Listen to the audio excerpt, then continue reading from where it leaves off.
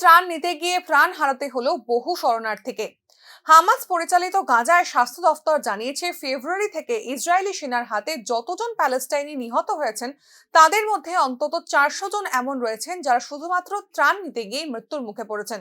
প্রায় 5.5 মাস ধরে চলতে থাকা হামলার জেরে খাদ্য ও জলসংকট এবং ত্রাণ সামগ্রীর অভাবে ভুগছে গাজার শরণার্থীরা। রমজানের শুরুতেও একইভাবে উদ্বেগের পরিস্থিতি রয়ে গিয়েছে গাজা সহ গোটা প্যালেস্টাইন জুড়ে। বুধবার উত্তর গাজার একটি ছোট এলাকায় ত্রাণ পাঠানো হয়েছিল। সেই ত্রাণ নিতে ভিড় জমিয়েছিলেন বহু শরণার্থী।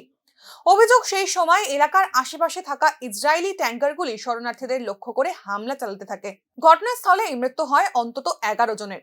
গুরুতরভাবে জখম হন অন্তত 25 জন। সকলকে দ্রুত আল শিফা হাসপাতালে নিয়ে যাওয়া হয়। গাজার স্বাস্থ্য দফতরের তথ্য অনুযায়ী ইসরায়েলের হামলায় গত 24 ঘন্টায় মোট 72 জনের মৃত্যু হয়েছে বলেই খবর পাওয়া গিয়েছে।